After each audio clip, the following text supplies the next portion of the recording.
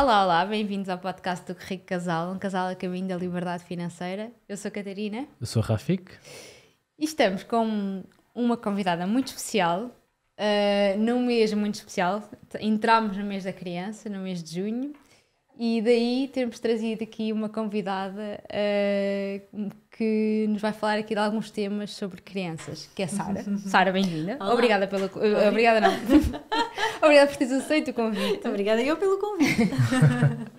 Muito bem. Olhem, vamos aqui a mais um episódio. Mais uma vez, obrigado por teres aceito o convite, Sara. Antes de irmos aqui ao tema, temos que mandar aqui uns recadinhos para casa. Para quem estiver a ver aqui no YouTube, já sabe, tem que carregar aqui no botão do gosto, subscrever o canal e também ativar as notificações para receberem sempre um alerta quando surgirem novos episódios ou novos vídeos aqui do canal. Para quem estiver a ouvir isto no Spotify, na Apple Podcast, já sabe, também tem que carregar lá nos botões que surgirem. A nível do podcast, 5 estrelas, só existe 5 estrelas para este podcast. Para os outros pode haver outras, mas para nós só há 5 estrelas. E enviarem para os vossos amigos nos grupos do WhatsApp. Acima de tudo, no mês tão importante, no mês dos nossos filhos, das nossas crianças, é importante nós partilharmos este nível de informação que vamos partilhar aqui neste podcast para o máximo de pessoas possível. Portanto, façam-no, depois as pessoas vão agradecer por isso. Em relação aqui ao patrocinador, não é? A GoParity é a patrocinadora aqui deste podcast. O que é a GoParity? A GoParity é uma empresa de investimento em impacto que permite que nós, como investidores, possamos colocar o nosso dinheiro e poder financiar empresas que têm projetos de sustentabilidade e que vão em busca de capital junto da GoParity. Então, a GoParity faz a ligação entre o investidor e a empresa e nós, como investidores, podemos receber um juro associado ao empréstimo que fazemos e as empresas conseguem levantar dinheiro para poder desenvolver os seus projetos. Como patrocinador aqui do podcast, a GoParity disponibiliza 5 euros gratuitos para tu poderes fazer o teu primeiro investimento, abrir conta, fazer o teu primeiro investimento. Com os 5 euros, vais ter aqui o link na descrição do episódio, ou então podes abrir a conta e utilizar o cupom RICOCASAL5. Portanto, é isto, recados dados, vamos ao episódio. Não, ainda há mais um recado, recado social, que é, hoje, se ouvirem assim uns barulhinhos, boa. não achem estranho, não é a Leonor desta vez, desta vez é o Diogo, que é o bebê ali da Sara, foi mãe há 5 meses, parabéns também. Obrigada. E portanto o Diogo está ali com o pai, já sabem, se ouvirem assim uns barulhinhos, é o Diogo. É isto. Eu queria falar connosco. É um podcast de família, portanto, vamos a isto, não é? Sim. Boa. Olha, Sara, nós costumamos aqui começar pelo início, que é por falares um bocadinho de ti, da tua história, como é que entraste aqui neste mundo. Fala-nos um bocadinho. Ok, o mundo das crianças também um bocadinho, não é? Sim. Deste mês especial. Então, se calhar, eu costumo sempre começar por dizer aquilo que eu faço enquanto profissão, que eu acho que de repente, quando passamos a ser adultos, já não sabemos dizer outra coisa que não ser... não é? Quem tu és? Eu sou economista. Exato, sim. Pronto, portanto, eu sou da área da psicometricidade, sou psicometricista e o meu trabalho assim a full time é mesmo, ou a maior parte do meu trabalho, ou aquilo que eu gosto mesmo de fazer é trabalhar com crianças que têm algum tipo de perturbação do neurodesenvolvimento ou questões emocionais e do comportamento também. Portanto, com as crianças e com as suas famílias. E aqui o Diogo então vai começar a conversar connosco também. Portanto, no fundo, o que me traz, se calhar, a este caminho eu acho que é aquilo que muita malta que trabalha nesta área também pensa desde há muito tempo. É um gosto especial que me surgiu já desde miúda pelas crianças, pela área de infância, mas sempre ligada a uma área mais de saúde. Portanto, eu sabia que queria algo de saúde. Okay. Aliás, a psicometricidade também existe num contexto mais educacional, não é tanto a minha vertente, eu dediquei mais à área clínica. E por acaso há pouco tempo contava exatamente esta história, que lembro-me, em miúda, estava no ATL, no final da escola, vai-se para o ATL, não é? E a certa altura havia um livro e estava a desfolhar aquele livro e lembro-me perfeitamente deste momento. Foi o primeiro momento em que eu percebi que havia miúdos que eram diferentes, que era um livro que até tinha o livro escrito e depois em braille ao lado, que era a história de uma menina que era cega, que também não ouvia, portanto também não conseguia verbalizar e portanto aquela situação, aquele livro, na altura deu-me assim um grande choque de uau, isto existe mesmo, há meninos, como é que ela aprende, como é que ela sabe das coisas, como é que ela percebe as cores, como é que percebe o mundo. E lembro-me de muito miúda ficar muito intrigada com isto e de só há pouco tempo é que me voltei a lembrar desta história, quando me perguntam, porquê é que tu levaste este interesse por esta área? E de facto foi um marco inicial que me fez pensar que de futuro eu gostaria de trabalhar com miúdos que de alguma forma tivessem aqui algumas dificuldades. Pronto. Tinhas que idade na altura? Eu ainda estava na primária, portanto, mas já conseguia ler alguma coisa, portanto devia ter ali uns 7, imagina, 8 anos talvez. Sim. É engraçado, não, estava a fazer esta questão porque eu não me lembro do momento em que me apercebi que existiam miúdos diferentes, portanto tu lembraste, de facto foi um sinal, não é? É porque de facto isso me chamou mesmo muito guardadinho, porque só há uns anos para cá é que perante estas perguntas é que eu realmente me veio isto à memória, realmente, eu lembro-me de estar ali sentada nas almofadinhas do canto do ATL a ver aquilo e pensar, miúdos que realmente, eu até aí não tinha contacto nenhum com miúdos com algum tipo de problemática. Pronto, foi um bocadinho por aí, se calhar. E depois tu foste tirar um curso, não é? Existe um curso de psicomotricidade, não é? Sim, que o nome do curso não é psicomotricidade, é reabilitação psicomotora e existe em vários sítios. Eu vim tirar cá em Lisboa e na altura mesmo esta ideia de ir para Lisboa, vinha lá de Aveiro, de uma aldeia que pertence ao distrito de Aveiro, e esta ideia de ir para Lisboa, portanto, também era um bocadinho assustadora no início, mas a verdade é que ao vir e ao começar a perceber outras realidades e faz parte também daquilo que é o nosso crescimento e o nosso desenvolvimento de competências pessoais que depois nos leva a ir mais para um lado ou mais para o outro, até do ponto de vista profissional, mas sem dúvida eu acho que esta transição que me leva a procurar então cursos que falem destas temáticas todas. Encontro esta reabilitação e havia noutras cidades, mas que Lisboa então foi a escolha, foi assim um passo importante para aquilo que acredito tenha sido o meu percurso até aqui. Acho que se tivesse ido para um outro sítio, provavelmente, como todos, não é? Mas seria mesmo uma Sara diferente, se calhar, do que aquilo que me tenho vindo a tornar. No fundo é isto. Pegando nisso, e até se calhar eu vou fazer provavelmente as perguntas mais leigas aqui desta conversa. Tranquilo, okay? O que é psicomotricidade? Que nome difícil, não é? Exatamente, logo aí é difícil. Mas o que é na prática? Ou seja, o que é que tu fazes no teu dia-a-dia? Ou seja, como é que é o teu dia? Como é que tu aplicas isso, não é?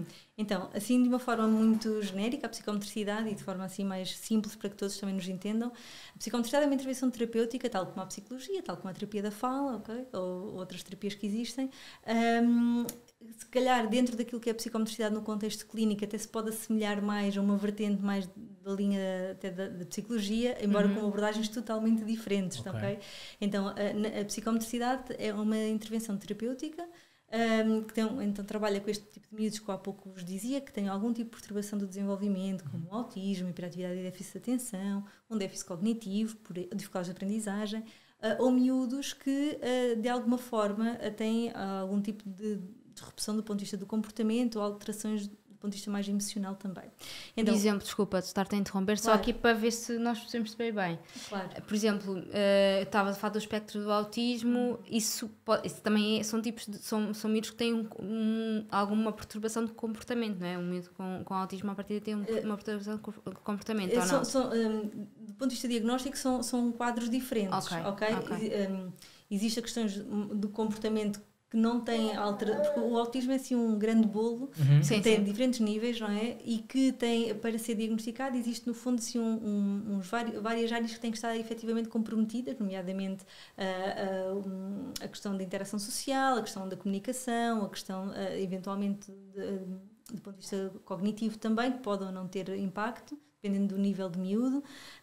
As questões de comportamento não têm necessariamente este tipo de dificuldades de base que justificam a alteração do comportamento, ok?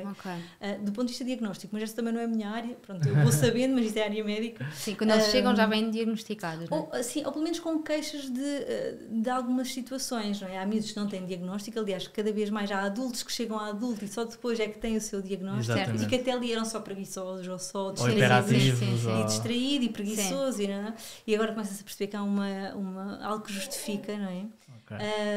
E que acabam por conseguir ser mais funcionais com apoios depois, mas só para concluir a questão da psicomotricidade, no fundo é uma intervenção terapêutica que trabalha com este tipo de questões muito através daquilo que é o corpo e do movimento, não numa perspectiva funcional do movimento, do género como o treino, não é, personalizado, sim, ou como a sim. fisioterapia, mas olhar para a forma como estes miúdos se movimentam, a forma como estes miúdos se expressam pela sua comunicação, na nossa área até mais não verbal do que propriamente por aquilo que eles nos dizem, e isto através do lúdico e do brincar é assim a grande ferramenta de intervenção. Portanto, o que é que eu faço ao longo do dia para responder à tua questão? E pensamos há pouco tempo pelo Dia da Criança, eu brinco muito com os miúdos.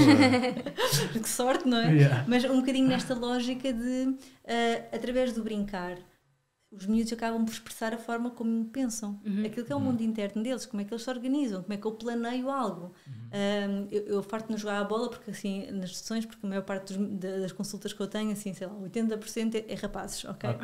Não é nenhuma questão, até porque vocês também têm um menino, eu também, pronto, a probabilidade não é por aí, mas os miúdos que muitas vezes chegam à consulta, tenho muitos miúdos rapazes, então eu jogo muito à bola com eles. E podemos pensar, vamos jogar à bola, então o que é que vais fazer com o jogar à bola? E para um miúdo, este jogar à bola pode ser o trabalho de escolher uma atividade, tomar a iniciativa, ou organizar-me para decidir algo, tomar uma escolha, como pode ser eu ser capaz de, do nada, numa sala em branco, só com alguma meia dúzia de materiais, montar um campo, e para isto eu preciso me organizar, ter noção do espaço, noção do tempo, ter percepção do que é que há um campo, há um lugar o meu lugar, o lugar do outro. Há as competências sociais, que é a reciprocidade de lançar a bola, agora és tu, agora sou eu. Há a frustração porque a Sara está a ganhar-me 10-0 e ai, o que é que eu faço, como é que eu lido com isto? Portanto, pequenos jogos neste sentido, portanto, parece tudo muito simples, mas obviamente há esta intencionalidade terapêutica por trás, é muito pelo brincar, de acordo, a forma como faz sentido é de acordo com aquilo que é a motivação dos miúdos e a espontaneidade dos miúdos. Da mesma maneira como nós às vezes temos a coisa de tu faz aqui um desenho da família, ou desenho do corpo, ou um desenho livre, e de repente nós olhamos para o desenho e tentamos de alguma forma perceber porque é que a criança desenhou aquilo, porque há de alguma forma expressar aquilo que ela pensa. O brincar é exatamente igual. Boa. Sim, por acaso estou-me a recordar que o Tomás até há pouco tempo, ele estava num programa que era da Universidade de Lisboa, em que eles chama-se Laboratório de Fonética, pronto, em que eles o acompanharam desde os 9 meses, acho que foi a primeira vez que ele lá foi, até agora aos 3 anos, para estudar padrões de linguagem, isto para, no fundo, perceber com base nestes padrões de linguagem como é que podiam ajudar miúdos com dificuldades a nível da linguagem. E então eles tinham que ter vários miúdos para fazer uma amostra, né, para depois terem tipo aqueles que são outliers, né, para cima e para baixo, e terem os do padrão da média para conseguirem fazer os seus estudos. E então é engraçado que de todas as vezes que o Tomás lá foi, mas principalmente da última, o que ele lá foi fazer foi uma brincadeira, na verdade. Ou seja, ela foi brincando com ele foi fazendo vários joguinhos, e à medida que ia fazendo joguinhos, ia fazendo uma avaliação da forma como ele estava a evoluir a nível... Ela praticamente não falou com ele, o que eu achei engraçado, que foi, aquilo era de fonética, mas na verdade foi muito de a parte da forma como ele raciocinava para chegar sim, à forma como ele reagia à dificuldade. Ela de vez em quando em alguns exercícios impunha-lhe stress, tipo, então tens de fazer rápido, não sei o quê, para ver como é que ele reagia. Portanto, foi mesmo uma brincadeira, e eu achei isso muito engraçado, porque eu percebi ali naquela consulta algumas coisas em que o Tomás estava bastante bem e outras em que não estava tão bem, e que ainda não tinha percebido, ou seja, só através daquela brincadeira guiada e pensada é que eu comecei a perceber algumas coisas nele, e eu passo o dia todo com ele e não tinha percebido isso. Isso, de facto, acho que é importante os pais também saberem como é que brincam, não é, com as crianças, porque eu acho que um dos grandes problemas que nós temos atualmente é que muitas vezes nós nem sabemos brincar com eles, não é? Nós estamos habituados, vimos até sermos pais, estamos no mundo de adultos, não estamos muito habituados a relacionar-nos com crianças, portanto nem sabemos como é que brincam com as crianças, e depois temos esta dificuldade não só de saber interagir com eles, mas também já agora de interagir com um propósito de educação, né? Educacional. Sim. O que estás a dizer é muito curioso, porque eu acho que isto é totalmente espelho da nossa cabeça de adulto, que é ele está a fazer qualquer coisa com um carrinho, okay? E de repente nós queremos fazer a estrada para o carrinho, e ele até queria ir pelo mar. E não pode, como assim um carro anda na cabeça de adultos? Como assim um carro não anda em cima do mar, da água? Sim. Então não vais para o mar. E eu acho que a forma como nós brincamos muitas vezes é castradora deste pensamento simbólico, que é, porque não fazer, se o jogo simbólico é fazer de conta, porque é que nós não podemos só fazer de conta que os carros até podem andar em cima da água?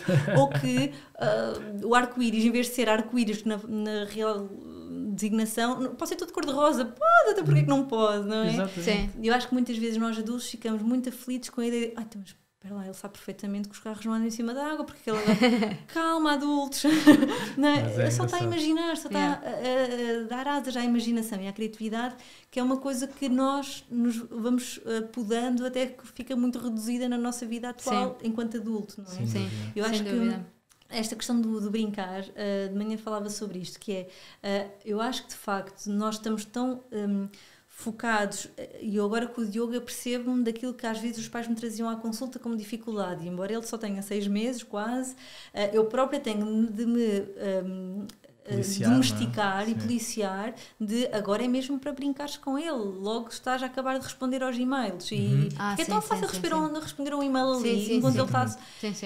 E eu obrigo-me desde agora muito bebê, porque sei que isto é tão intrusivo no nosso dia-a-dia, estas coisas todas à nossa volta e a vida a acontecer, tudo muito rápido e tudo muito acessível, que de repente o nosso é só um e-mail, para ele é fogo, não nesta idade, não é? Mas já há de ser. Mas olha que eu acho que, pelo menos, eu lembro de estar a ver uma série, ou já não sei, um estudo qualquer que falava dessa questão, da forma como os bebés reagiam ao nosso... quando nós pegávamos no telemóvel, o estudo era via-se a mãe a brincar com o bebê e depois de repente pega no telemóvel e a nossa cara muda, não é? E o bebê percebe isso, portanto, mesmo com 5 meses, eu acho que também, de facto, essa preocupação já é válida, porque os bebés percebem que de repente nós estamos a rir-nos e de repente ficamos com uma cara séria e o bebê pensa, o que é que aconteceu? E houve um corte na relação. Há uma coisa muito curiosa sobre o vínculo de mãe e bebê, já agora, que eu estou sempre muito preocupada com isso, para mais agora com o bebê e tudo mais, não é? E dei-me conta, a certa altura, que estava a amamentar o Diogo e a certa altura peguei no telefone e lembro-me de pensar, mas eu acho que estou a fazer isto algumas vezes. E nesse período, eu olhei, quando tomei consciência disto, olhei para ele, portanto, há muitos momentos que eu estou só a falar com ele e a brincar, mas a certa altura percebi-me que naquele período estava a fazer isso. E comecei a fazer isto 2 ou 3 vezes, de forma mais consciente, para ver a reação dele. E a reação do miúdo, que está muito habituado a manter um grande contacto ocular, a haver uma grande interação e relação, o que começou a acontecer, e aqui já eu consciente disto, a experimentar fazer, só para ver se haveria alguma reação, é ele deixar também de olhar para mim e começar a olhar para o lado, para aqui, para o ombro. E é tão curioso perceber que ele é tão pequenino, e eu quando fiz isto ele tinha para aí 3 meses, quando me apercebi que quis depois testar, no fundo o que é que lhe estamos a dizer? Agora o meu foco não és tu, não está em ti, portanto o meu interesse não é no momento que será de fortalecer ao máximo esta relação e este interesse.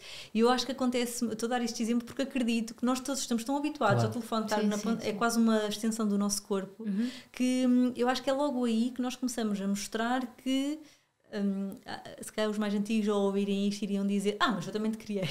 Exato. Não é? Aquele clássico. Mas os mais antigos tinham um telemóvel, não é? Verdade. Mas esta coisa tem de facto impacto naquilo que é o desenvolver dentro da imagem destes miúdos, que há um adulto a olhar para ele focado, totalmente dedicado a. Sim. Acho que é fundamental. Eu gosto muito dessa visão, porque quando nós tentamos interpretar aquilo que é o nosso comportamento e o impacto nos outros, geralmente nós comprometemos algumas coisas. Por exemplo, uma das vertentes mais importantes para uma criança é sentir segurança. Claro. Não é? Se eu não estou a olhar para ele, ele sente que eu não estou atento àquilo que pode lhe acontecer. Então provavelmente quando eu desvio o olhar, eu estou a transmitir se calhar algumas mensagens subliminares, tipo que ele não é consciente do ponto de vista de saber falar, de saber, mas é um ser vivo, exatamente, é um ser vivo. Sim. Que vem de uma linhagem de sentir de há muito tempo. Nós temos somos sapiens, homo sapiens, há 70 mil anos e fomos criando a nossa forma de comportamento. Eu acho que essas coisas que às vezes nós não nos apercebemos, que desde o momento em que nós somos, que nascemos, nós temos ali alguns padrões de comportamento e que nos permitem sinalizar coisas, não é? Coisas básicas como o amor, a segurança, a felicidade. Então, quando uma criança sorri para ti, ele sabe inconscientemente o que é que está a fazer, não é? E isso acho que é muito interessante pensar quando estamos aqui a racionalizar a parte dos filhos. Uma das coisas que eu sinto, pelo menos, muita pressão e que eu acho que a maior parte dos pais é aquela visão até aos 3 anos o teu filho vai formar a maior parte da sua consciência, personalidade e coisas do género. E tu pensas, eu não posso falhar durante estes 3 anos. Não, e não aquela posso, história, não é? eu acho que é paralela a isso, que é, pelo menos o que nós aprendemos é que até aos 3 anos o cérebro cresce, não é? E a partir daí começa a regredir. Nem sei bem. Ok, nós não ficamos sem cérebro, então o que acontece? Exatamente. Aí depois no final está tipo o mini cérebro. Tipo o Benjamin Button. 99 anos. Exatamente, do Benjamin Button, exatamente. Com o cérebro. Yeah. Não. Então, o que acontece, e sim, até aos 3 anos é uma fase muito importante, até aos 6 também. Portanto, nesta primeira infância, o que acontece é que o nosso cérebro é altamente plástico, não é? E, portanto, não significa, e eu já trabalhei com adultos com deficiência e em adulto também se aprende, portanto, e estou a trazer a tónica da deficiência porque nós à partida assumimos, já é crescido, já não vai aprender mais coisas. Exatamente. Portanto, nós todos aprendemos até morrer, não é? E, portanto, cada vez mais a ciência nos diz isso, nós continuamos a aprender num ritmo diferente, com mais rigidez provavelmente, mas conseguimos. Então, o que acontece até essa fase é que, de facto, os miúdos estão assim numa explosão de sináptica, pronto, os nossos neurónios estão-se a ligar uns aos outros, a conectarem-se, não é? Para criar cada vez mais aprendizagens, mais insights, mais absorver o máximo de informação. Depois, a certa altura, eu tenho uma imagem, não sei se vocês já viram aquele filme do Divertidamente. Já viram? Há uma parte, é incrível. Assim, cada vez que vejo esse filme, vejo uma coisa diferente. Mas há uma parte em que aquele boneco, estava a faltar um nome, mas aquele boneco cor-de-rosa que está perdido nas memórias da Riley, a certa altura. O elefante. Sim, exatamente. O Ding Dong, assim qualquer coisa, pronto. E a certa altura ele desaparece mesmo, a certa altura estava nas memórias que ela já não acedia, mas a certa altura no filme ele desaparece mesmo de toda a sua memória, tal como nós não nos lembramos de tudo na nossa infância. E às vezes o que pode acontecer a partir de uma determinada fase é que há uma poda sináptica, que se chama mesmo assim, que no fundo há algumas ligações que são cortadas por já não acedermos muito a elas ou por já não serem tão significativas para o contínuo crescimento daquela criança. Okay? É quase como o elefantezinho também a certa altura se perdeu um bocadinho. Há coisas que nós vamos perder. Deixa de ser, isso, nesse caso sim, ela já não utilizava aquela informação há muito tempo e não precisava dela para continuar a sua funcionalidade, assim de uma forma geral, e portanto acontece isto. As crianças não ficam, desculpem o termo, burras a partir dessa idade de todo. Essa poda é significativa e é importante para continuarem a crescer com aquilo que efetivamente vai ser necessário para elas se alicerçarem e crescerem bem e saudáveis, tá bem? Portanto, isto acontece. Agora, é muito importante de facto que até esta idade, os 3, 6 anos, não é? Todas as idades, mas esta em particular, é a base para que estes miúdos vão crescendo com esta tal sensação de segurança e uma vinculação segura, não é? E há muitos estudos que se debruçam só sobre a vinculação e que nós conseguimos perceber o que é que acontece a longo prazo uma criança que teve uma vinculação segura, com pais atentos, com pais responsivos. Portanto, o que é que isto quer dizer? Portanto, o bebê sorri, nós sorrimos para ele, o bebê faz uma pergunta, o menino faz uma pergunta e nós respondemos, estamos ali disponíveis, e alguém que não teve de todo isto, que teve sempre figuras parentais ou de vinculação muito negligentes, muito distantes, portanto, isto tem de facto, forma cérebros diferentes, forma bases diferentes na forma como eu vou interpretar as minhas relações futuras. Boa. Disseste uma coisa importante que é, então cada vez que eles nos fazem uma pergunta é para nós respondermos, não é? É que o Tomás está naquela fase em que faz tipo 30 perguntas seguidas. Sim. Tipo, porquê é que a tua camisola é branca? É porque o tecido é branco. Porquê é que o tecido é branco? E nós estamos sempre a responder. É para responder sempre, é isso? É para continuar a responder? Olha, imagina. É que às vezes eu digo, olha Tomás, não sei. Isso é uma resposta. E ele, porquê é que não sabes? Também pergunta. Pronto, eu não passei essa fase com o Diogo, mas às vezes quando eu começo a perceber que eles estão nessa fase num contexto terapêutico, e claro que é diferente, mas quando eu sei perfeitamente que eles sabem a resposta e só querem No fundo, isso é uma Conversar. tentativa de diálogo, não é? Ok. Em alguns momentos, há de haver outras situações que não é tanto isso, não é? Mas vamos imaginar que é isso. Mas imaginemos, eu tinha um miúdo em consulta que todas as vezes que vinha, tinha na porta, tinha a sinalização da saída, aquela sim. que tem aquela cor, é Sim. verde e que depois tem fluorescente, não é? E todos os dias me perguntavam, isto quer dizer o quê? E a primeira vez eu expliquei, a segunda vez eu expliquei, a terceira vez também, a certa vez eu digo, olha Rodrigo, tu sabes a resposta, porquê é que isso serve? E ele para, é para dizer que é para ali a saída. Fez! E a certa altura, todas as semanas continuavam a perguntar, e eu, tu já sabes, olha, não estou a dizer, tu já sabes. E a certa altura aquilo, ele assimilou como, já não preciso de ser por aqui, não é? Esta pergunta já não faz sentido, eu Tem sei que a ir em busca resposta. de outra, não é? Porque muitas vezes, não estou a dizer que é o caso do Tomás, mas muitas vezes os miúdos fazem estas perguntas das duas uma, ou de facto é para ter esse diálogo, e aí podes-lhe dizer, olha, mas eu acho que já sabes a resposta, ou mesmo que não saibas, tu dás-lhe a resposta e vais dizer, olha, mas podemos falar de outra coisa, é que estás sempre a fazer esta pergunta, é um bocadinho aborrecido, tu podes-lhe dizer isso a certa altura, não é? Estás a ser transparente, no fundo, mas podes dizer, olha, mas eu acho que tu queres muito conversar e não estamos a ter um tempo, bora lá pensar o que é que podemos conversar, olha, o que é que aconteceu com a Maria hoje de manhã, porque vi-te a conversar com ela, sei lá.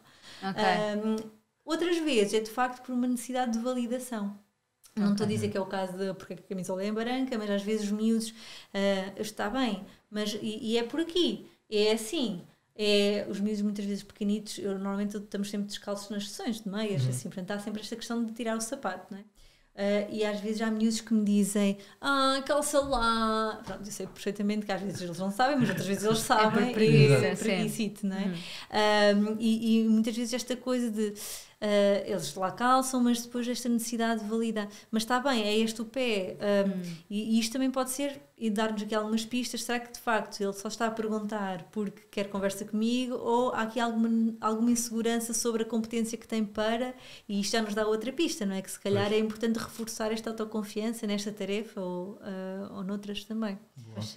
Olha, pegando nisso mesmo, na questão da insegurança, quais é que são, por exemplo, os principais desafios que tu encontras nas tuas consultas em relação a comportamento e emoções das crianças? Quais é que são, assim, as principais? Sim, olha, diria-te que grande percentagem dos miúdos que são encaminhados, normalmente são encaminhados pela psiquiatria, pelo pediatra ou até pelos pais que já vão conhecendo este trabalho, a grande percentagem eu acho que é aqueles miúdos que chateiam mais. O que é que eu quero dizer com isto? São aqueles que de alguma forma destabilizam mais, têm comportamentos mais desajustados, têm mais dificuldade em se autorregularem. O que é isto? Eu estou a sentir uma coisa muito intensa e depois conseguir acalmar-me ou adotar um comportamento adequado mesmo perante esta emoção difícil de gerir.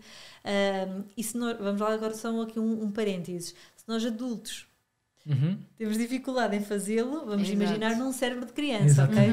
Portanto, novamente o parênteses, se esta ideia de está-me a provocar, está a fazer de propósito para me manipular, isso é treta, isso não acontece, os miúdos não fazem isto. O que acontece é, eles são muito direcionados para as necessidades que têm. E se a minha necessidade é muito forte, e é agora, e é isto, então eu vou dizer o que eu conseguir para tentar obter isto. Não é no sentido de, vou fazer isto para a minha mãe. Não, eles não fazem isto assim. Eu vou-te ser sincero, já pensei isso, mas pensei, este miúdo é muito inteligente. Está mesmo a manipular. Mas eu não vou ceder. Eu não vou ceder, porque ele está mesmo está-me a provocar. No fundo, o que é que tu lhe podes devolver com isto? Olha, eu acho que está a ser difícil para ti isto, porque tu queres muito aquilo. Mas olha, podes-me falar comigo de outra forma em vez de fazer isto. Podes-me dizer o que é que tu precisas. É o quê? Olha, se estava aqui a pensar, querias mesmo ficar até mais tarde na festa de anos, era isso. Trazer uma legenda, porque eles têm esses comportamentos, mas depois o pavio é muito curto, portanto vai do 8 ao 80, assim, muito rápido, sem tempo nem capacidade, porque não a têm ainda, não é? Porque a parte que permite este pensamento crítico, esta autorregulação, é uma área cerebral que é aquela que vai demorar mais tempo a ser desenvolvida, é até à nossa idade adulta. Portanto, não é só em adultos que nós vamos trabalhar estas competências, começamos desde cedo, e para que cheguemos a adultos com mais competência, não é? Para lidar com as situações e esta parte emocional, temos de facto que ter modelos que nos ajudem mais rapidamente ou com mais consistência a conseguirmos raciocinar sobre o que está a acontecer. Não é no momento da crise, claro, é no pós, mas dar espaço para se falar sobre isto. Então, voltando aqui à tua questão, muitas vezes os que eu sinto que mais procuram a psicomotricidade, porque uma vez que a psicomotricidade também acaba por ser muito pelo corpo, pelo agir, pelo brincar, é muito mais motor, não é? Muito mais de agir e menos de ficar só aqui a conversar. É de facto miúdos que então têm este tipo de perfil, pela impulsividade, pela agitação, pela irrequietude, por não conseguirem lidar bem com situações do dia a dia, por se frustrarem muito e não conseguirem lidar com esta frustração, por não estarem a brincar. Este é um dos sinais que eu tenho notado que menos é óbvio para as pessoas de identificarem, mas que é dos que mais me preocupa às vezes, que é miúdos que vêm porque são agitados, mas que aquilo tem o que é visto pelo adulto, pelo educador, ou pelo professor, ou pelos pais, é a agitação, porque até derrubam umas coisas e é meio trapalhão e vai contra alguém.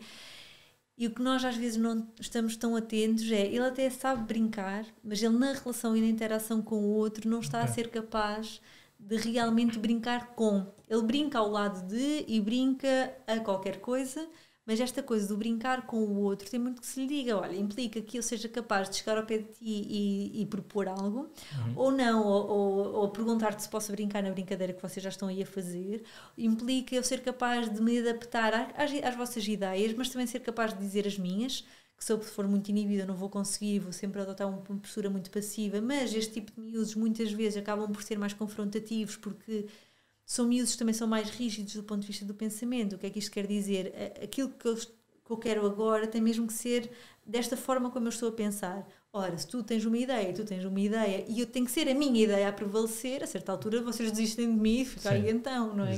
Então há um grande impacto do ponto de vista social.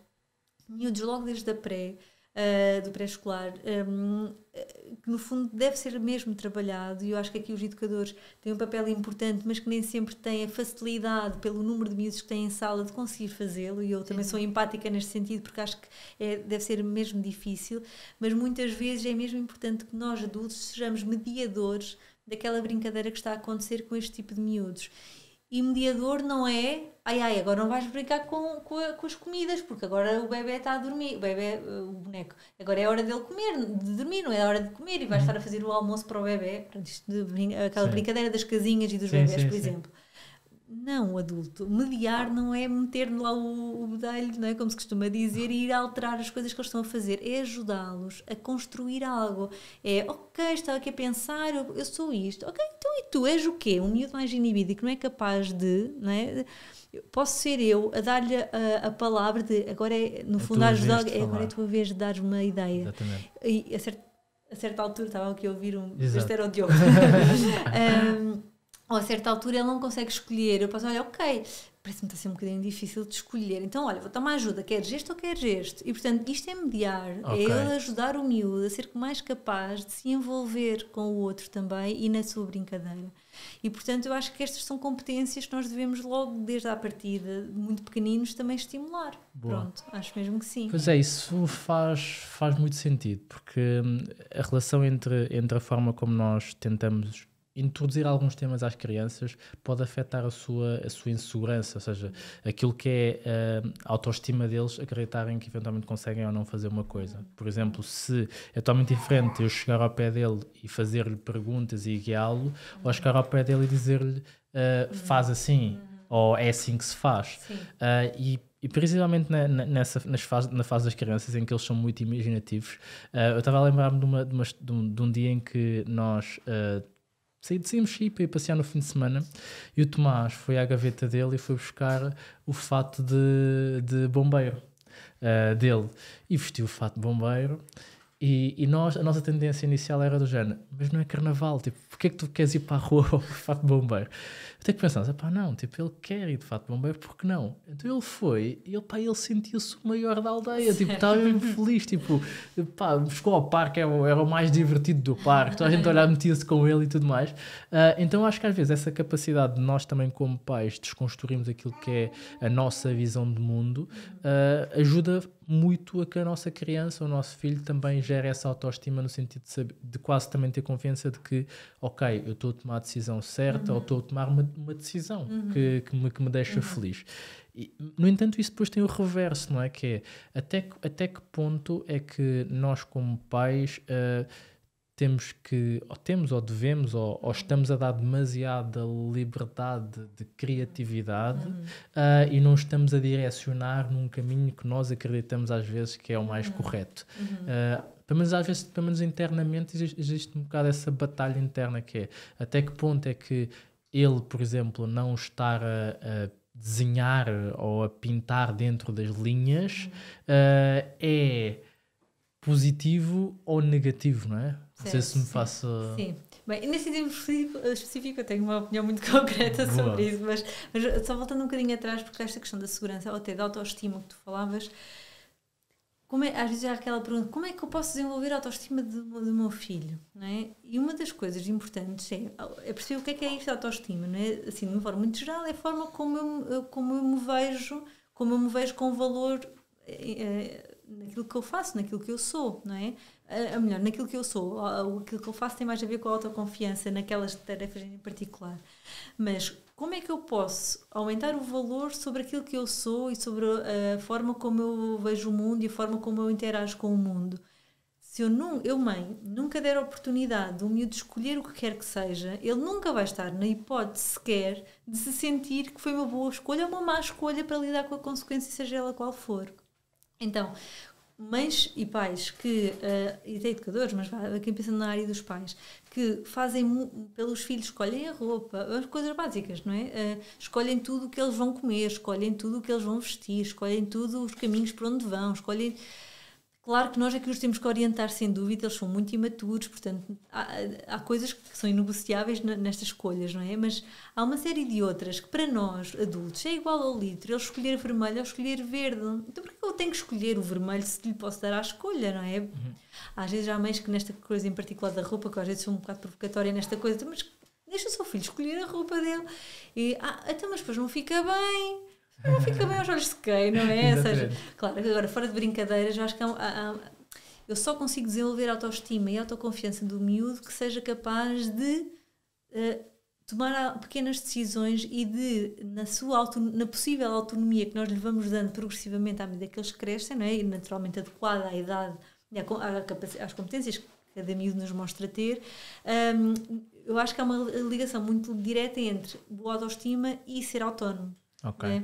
Ou seja, quanto mais autónoma for, ou se for dada a possibilidade de eu escolher, de eu ter capacidade de autodeterminação, não é? E depois, mesmo que a escolha seja péssima, eu vou continuar cá para dizer, olha, se calhar então vamos lá pensar o que é que pode ser feito diferente, não é? Veja, eu bem te avisei, porque no fundo a ideia é a mesma, só que o resultado é totalmente diferente. Uma está focada naquilo que é o errado e eu é que sei, eu é que sou o adulto que sei, e a outra está focada na solução de, ok, olha, aconteceu e agora o que é que podemos... Vamos imaginar que o Tomás chegava ao parque e ficava super aborrecido de ter trazido o fato de bombeiro. O que tu ias fazer? Não ias ter se calhar uma segunda roupa para lhe dar? Pronto, olha, ok, percebo que agora estejas aborrecido, se calhar na próxima vez podemos trazer uma muda de roupa ou podemos pensar melhor se queres mesmo o fato de bombeiro para vir ao parque. Sei lá, seria um fecho de situação focado na solução, né? E no futuro. Portanto, eu acho que não há, estes dois conceitos não se dissociam. Em relação a esta coisa do extravasar e até que ponto é que nós estamos a dar demasiado abertura para... Eu não sei se é dessa forma, até porque aqui que nós podemos considerar aqui, que é uma coisa é eu ser democrática na forma como interajo e como lido na relação com os miúdos, outra coisa é eu ser muito permissiva, que são coisas mesmo diferentes, não é? Okay. E às vezes quando eu falo desta questão das emoções, dos pais, de sermos modelo e tudo mais, há muitos pais que assumem isto, que é, sim, então mas aí...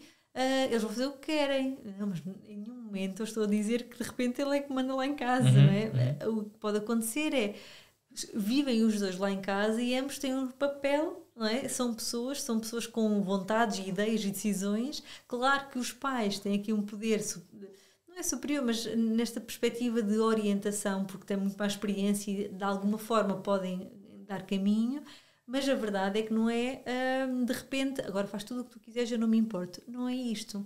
O que pode acontecer é deliberadamente, não é? De forma muito consciente, pensarmos de, olha, podes escolher isto ou podes escolher aquilo. Queres pensar no que é que pode acontecer? Olha, se escolheres já, o que pode acontecer é o quê? Pensa lá. É não sei o quê. Ok, então se escolheres B, qual é que pode acontecer? Se calhar é, ok, então perante isto... Boa. escolhe, não é? Eu acho que essa questão é muito pertinente, principalmente quando é colocada por nós, adultos, nesta ideia de alguma forma podermos estar a perder a nossa autoridade. É que seja isto, não é? Sim. E nós não tem que existir isto desta forma. É muito mais fácil uma perspectiva colaborativa quando nós negociamos com o miúdo, quando lhe explicamos o nosso ponto de vista. Eu explicar o meu ponto de vista não quer dizer que de repente eu tenha que aceitar o do meu filho. Não é? Eu posso dizer, olha, eu compreendo que tu vejas isto desta maneira e hoje não é negociável que tu tenhas que me dar a mão para atravessar a estrada. Isso não é negociável. Por exemplo, não é?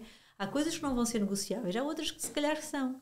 E depois há estratégias que nós podemos ter para, há pouco falávamos nos comportamentos desafiantes, para prevenir a existência destes comportamentos. Vamos imaginar, vocês levam o vosso miúdo a uma festa de aniversário, quer ficar mais tempo, vocês já sabem que é sempre um drama para sair. Se calhar das próximas, vamos antecipar esta dificuldade, vamos antecipar o que é que vai acontecer quando vocês chegarem, quanto tempo é que ele ainda vai ter quando chegarem, para eu buscar, para ele ainda brincar mais um bocadinho.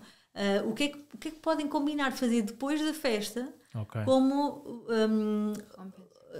uma motivação, não é? Sim, eu sei que há algo a seguir, eu quero muito isto, mas também há alguma coisa que vai acontecer a seguir que não é só porque o pai manda, ou porque a mãe quer, ou percebem? Ou seja, esta perspectiva mais colaborativa eu acho que é mais útil do ponto de vista do desenvolvimento emocional dos miúdos também, e familiar, acho que. Boa. Olha, Sara, e sobre a questão de pintar dentro das linhas? Diz-me a tua questão. Eu vou explicar. Eu normalmente, até agora, com o Tomás, a minha postura sempre foi muito... eu não sei se até não foi um bocado permissivo, ou seja, sempre foi muito de... pá, o pintar dele é fazer uma nebulosa, tipo, está tudo bem, para mim, imagina, o desenho colorido dele é pintar tudo de azul, está tudo bem, tipo, lá está, é deixar a criatividade dele fluir, sempre encarei a coisa assim. Mas depois, às vezes, preocupa-me de facto esta preocupação que o Rafik passou de, pá, mas se calhar devia estar a guiá-lo de alguma forma, tipo, ele devia saber que também é importante pintar, fazer as coisas bem, né? Pintar bem, fazer um desenho em que a coisa fica efetivamente dentro das linhas. E este dilema tem-nos assombrado agora um bocadinho, porque de facto nós deixamos muito que ele decida e faça e não sei o quê, mas depois também não queremos ser demasiado permissivos e também não sabemos até que ponto onde é que estamos a guiar e onde é que estamos a castrar. E a questão de pintar dentro das linhas é muito representativa disso, que é quando nós lhe dizemos que tens de pintar dentro das linhas, estamos a castrar. Eu pelo menos via assim, ou seja, se ele está tudo bem, se ele quiser pintar fora das linhas, o meu pensamento sempre foi, está a pensar fora da caixa. Portanto, está bem. São mesmo pais empreendedores, não é? Exato. Mas foi isso, juro-te. Mas por outro lado, se calhar devia estar aqui algo, não sei. Eu por acaso, por exemplo, já refleti um bocadinho sobre isso e cheguei pelo menos a uma pequena conclusão, que foi, eu também não sou bom a desenho. Eu não sou péssimo. Eu era bom a tudo o resto, EVT, tinha 3. Então, tipo, se calhar, sei lá, não tem jeito para aquilo, né? Está tudo bem, né? Sim, imagina, eu acho que isto pode se tornar, muitas vezes tenho miúdos encaminhados pelos educadores com questões de motricidade fina. Com o pintar, com o desenhar, com o não querer nada com o papel, com o não querer nada com o recortar, essas coisas. E, de facto, há miúdos que não têm interesse nenhum naquilo. E pode haver vários motivos, não é? A mim importa-me muito pouco o miúdo não se sente um miúdo de 4 anos, 3 anos, 4 não se sente a desenhar e a pintar quando é um miúdo que depois do ponto de vista do corpo em si, da sua coordenação no geral, é um miúdo mais trapalhão, mais descoordenado, mais desregulado também, que precisa de trabalhar muito esta componente de controlar o corpo todo. Ora, se eu não controlo o meu corpo todo, como é que eu vou controlar bem os meus dedinhos pequeninos para conseguir fazer aquilo? E isto é uma questão quando existe este tipo de dificuldade. Acho que a vossa questão não é tanto essa. É muito mais o que é que isto impacta, não é? E eu acho que isto vai sempre depender muito daquilo que é depois também a forma como a escola coloca. Porque, imagina, eu posso agora adotar vou introduzir a comida com o Diogo. Eu posso adotar a introdução alimentar pelo Baby Led Weaning, não é?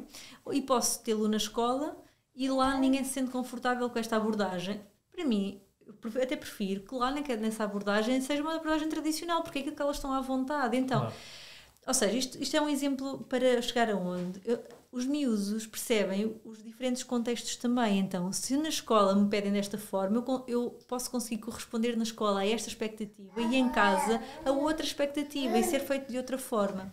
Quando isto surge como dificuldade ou como preocupação da escola, porque vai entrar no primeiro ano e não faz, pronto, aí se calhar podemos de alguma forma orientar. Eu sou muito tranquila nesse tipo de questões, porque uma coisa é por ter dificuldade pronto, e aí há coisas, estratégias para nós ajudarmos a criança Agora, se é só porque não tenho interesse naquilo, que muitas vezes é aquilo que acontece com o desenho, principalmente miúdos mais agitados, querem mais o tipo de brincadeiras e tudo mais, mais físicos. Às vezes eu consigo que eles desenhem em consulta porque tivemos a sessão toda a brincar muito e depois no final eles surgirem, olha, e se nós fizéssemos assim um mapa, um desenho daquilo que nós construímos hoje, para da próxima vez nos lembrarmos e podermos voltar a fazer esta brincadeira. E eles aceitam. Então, nestes casos, tem muito mais a ver com a motivação e com o significado que aquele desenho vai ter do que propriamente com a tarefa. Exatamente. Agora a sorte está-me a pedir para desenhar.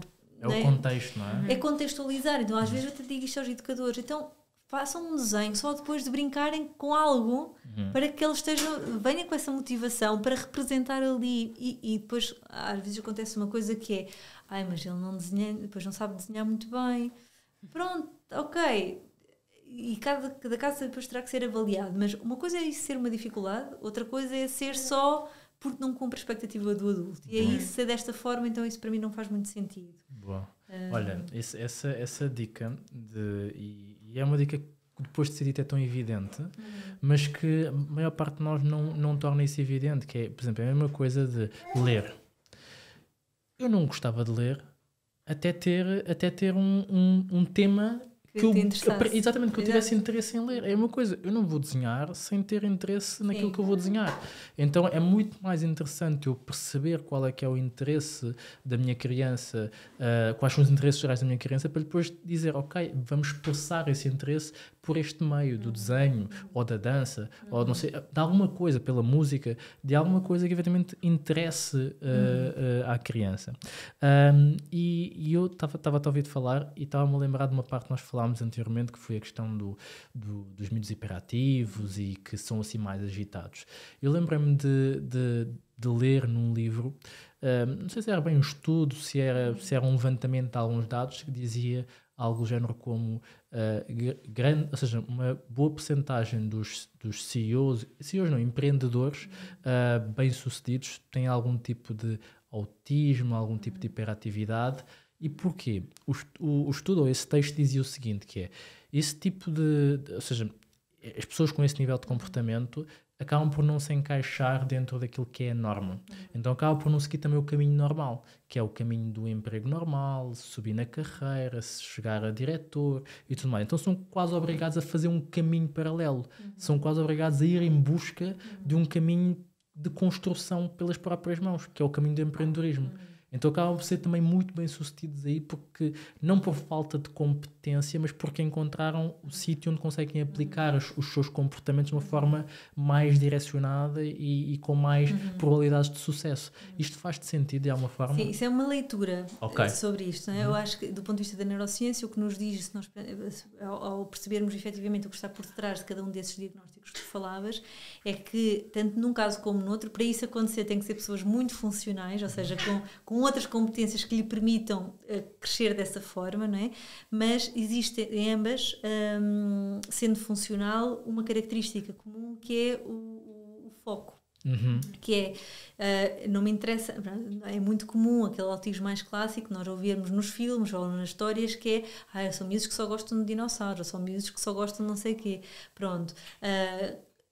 Quando conseguem, do ponto de vista do resto das outras competências, também estão funcionais, portanto são pessoas que conseguem trabalhar e relacionar-se e tudo mais, há esta questão de serem muito, conseguirem ter um foco muito grande numa área específica que é de facto de muito interesse, não é? Tanto nas questões de PHDA como nas questões do autismo. Só fazendo esta ressalva que não todos os autistas, nem todos os hiperativos vão ser CEOs, não é? Porque têm que ter outro tipo de competências para chegarem lá, mas de facto aquilo que eu acredito que no exemplo que tu me trazes pode justificar este foco que muitas vezes acontece nestas perturbações, que muitas vezes faz com que, às vezes até do ponto de vista mais desviante, por exemplo, miúdos que têm a PHDA são miúdos que muitas vezes ou têm mais risco, ou mais probabilidade de desenvolverem uma patologia ligada ao vício do jogo, por exemplo, ou a algum tipo de adição, porque é algo que lhes dá assim um boost muito grande de adrenalina. Sim, exatamente. Portanto, do ponto de vista até hormonal, existe assim, uma série de coisas a acontecer que lhes dá um grande entusiasmo para aquela situação em específico. Da mesma maneira que é um interesse também muito específico que acontece. Boa. Portanto, acredito que possa também justificar um bocadinho essa linha de raciocínio que falavas. Boa. E direcionando aqui para o fim, e falando, se calhar, de emoções, não é? Tu tens um jogo sobre emoções. Qual é que é a importância, e nós nos acreditamos que sabemos qual é que é, ou pelo menos que é importante, que é qual é que é a importância das emoções ou da criação de dinâmicas de emoções com os nossos filhos, com as nossas crianças, naquilo que é a sua fase de crescimento, versus, por exemplo, desenhar, não é? Se calhar era mais interessante não sei. As duas. Exatamente, brincar com emoções, não é? Sim, olha, vocês que são da área das finanças, que não é de toda a minha praia, como é que foi sequer o jogo que vocês primeiro tiveram contacto com o dinheiro? Monopólio. Pronto, certo. Então, no fundo, aquela proposta que eu tenho complemento com o jogo que eu criei, ou com outro tipo de dinâmicas e de outros jogos que existam nesta temática, é poder, através do brincar, dar linguagem emocional, dar bases que permitam conhecer que isto existe. No fundo é isto, ninguém fica expert em finanças por jogar o Monopólio, também ninguém vai ficar expert em gestão emocional por jogar estes jogos, mas dá base, dá estrutura no sentido de aumentar a capacidade de, vamos pensar desta forma, nós pedimos aos nossos miúdos que se autorregulem, que sejas adequado, tenhas um comportamento ajustado, estás a ficar muito frustrado, mas não partas tudo, adequa, não é? Ajusta. Mas para eu ser capaz de regular a minha emoção, eu tenho que identificar primeiro. Ora, eu não vou se calhar ao mecânico com o meu carro se eu não identificar que ele tem um problema. Exatamente. Então eu não vou resolver qualquer emoção que eu esteja a sentir muito intensa se eu não identificar o que é que sequer eu estou a sentir. Então é um bocado esta lógica que é toda esta dinâmica que possa promover nos miúdos, através de jogos como o meu ou outros que são específicos sobre a área, ou não, ou simplesmente estamos em casa a lavar os dentes e falamos sobre alguma coisa que me zangou tanto no dia de hoje, ou estão a jantar e falam sobre isto. Portanto, não precisamos ir para um jogo estruturado e elaborado para que os miúdos desde cedo normalizem o falar sobre isto que habitualmente é um tabu. Boa. Certo. Porque muitas vezes quando eu falava que ia lançar o jogo havia pessoas que me diziam: ai Sara, vais lançar um jogo de emoções, pronto, não vai ser assim muito bem sucedido, a pessoa não gosta de falar disso. As pessoas não gostam de falar e eu, pronto, ok, não gostam, mas e de brincar? Será que os miúdos gostam? Ah, sim, brincar, eles gostam. Pronto, então bora brincar com isto. Os jogos que eu proponho ali, claro que são super adaptáveis, portanto eu tanto jogo aquilo só mesmo para o miúdo estar com o conteúdo à frente e de repente ter emoções e pensarmos sobre elas, ou só fazer um jogo de memória através das cartas das emoções, ou posso pensar com ele sobre a situação que lhe aconteceu. Portanto, eu posso ir a um nível mais profundo ou mais superficial, se assim for o possível, e está tudo certo. O que é importante é que desde cedo nós possamos dar aos nossos miúdos esta reflexão, este pensamento crítico sobre aquilo que nos parece que ele está a sentir, sobre e atenção, não é só nas coisas más, não é? Exatamente. Parece-me que estás zangado, ou não é só quando ele está zangado, olha, nós chegarmos a casa e eles ficarem super contentes, uau, ficaste mesmo feliz, olha, fiquei tão contente também de chegar a casa e estás aqui tão satisfeito a brincar. E nós, portanto, por um lado, devolvermos isto que eles estão a sentir, darmos-lhe esta base, e por outro lado, partilharmos nós também. Boa. Porque, vamos lá ver, se nós queremos ser modelo, os vossos filhos vão saber muito mais de finanças provavelmente do que os meus, numa fase inicial pelo menos, mas porque vocês são trazem esse tema eventualmente, ou têm uma forma de falar sobre esse tema e outros que vai proporcionar a que eles entendam isso.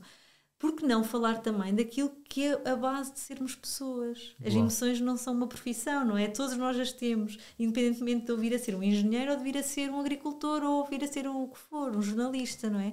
E se quanto mais eu então tiver uma noção sobre o que é que faz de mim ser pessoa, como é que eu giro as emoções que vou sentindo, porque todos nós as temos e vamos senti-las a vida toda, mais bem preparada vou estar para lidar com os desafios da minha vida. Perfeito, perfeito.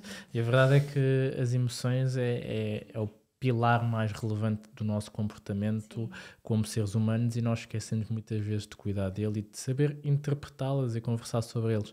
Então temos aqui o jogo. Está aqui. Diz-nos onde é que podemos comprar o jogo, Sara. Então, o jogo está à venda no meu site, portanto, saraduartepsicomotricidade.pt, através das minhas redes sociais, que é exatamente a mesma coisa, Sara Duarte Psicomotricidade, também poderão encontrar lá o link de acesso ao site e diretamente para o jogo. E pronto, Boa. é isto. Nós também vamos deixar o link aqui associado ao podcast. Nós temos o jogo. De vez em quando brincamos com o Tomás e mesmo entre nós como adultos é interessante nós olharmos e tentarmos interpretar efetivamente o que é que aquela imagem quer dizer e como é que nos sentimos em relação a isso, porque é um tema que é efetivamente tabu, e acima de tudo também é importante que deixe de ser tabu para os adultos, para que seja mais fácil também transmitir essa mensagem às crianças. E nós, por acaso, começámos a ver um desenho animado que é o Daniel Tigre, e o Tomás adora e põe-se para lá a cantar. Ele cantava no outro dia tem uma coisa, música. os ensinamentos eles põem em forma de música, e então é engraçado que de repente ele começa a cantar as músicas, tipo, há um dos alimentos que é alimentos novos podem saber bem, então de vez em quando vai cantando isso. E depois quando ele diz que não quer alguma coisa, nós tipo dizemos, olha, o que é que o Daniel Tigre diz? Ele, alimentos novos, ok, então vou provar. Então é interessante trazer assim jogos e brincadeiras no sentido de trazer nova experiência aqui às nossas crianças, e por isso obrigado, Sara, obrigado por teres criado o jogo, tu e o Dário, não é? O teu companheiro, e acima de tudo obrigado por teres aceito vir aqui falar um bocadinho connosco sobre este tema. Certamente irás voltar, porque sobre este mundo há sempre muito a falar, e é isso, não é? Sim, muito obrigada, Sara. Obrigada, foi um prazer. Olha, últimos recados então, não se esqueçam de deixar aqui o vosso like, o vosso gosto, subscrever o canal e ativar as notificações. Se estiveres a ouvir no Spotify, Apple Podcast ou outro sítio qualquer, carrega lá no botão, deixa as 5 estrelas, e nós agradecemos, e manda ao máximo de pessoas possível também aqui o episódio. Não te esqueças de abrir a tua conta na GoParity e fazer o teu primeiro investimento com os 5 euros gratuitos. Vais ter aqui o link, ou então o cupom CASAL5, e também vamos deixar aqui o link do jogo Playmento para tu poderes comprar e aproveitar este mês das crianças, para poderes, acima de tudo, brincar com os teus filhos. Sim, e é isso. Beijinhos. Abraços. E muitos palhaços. Tchau. Tchau.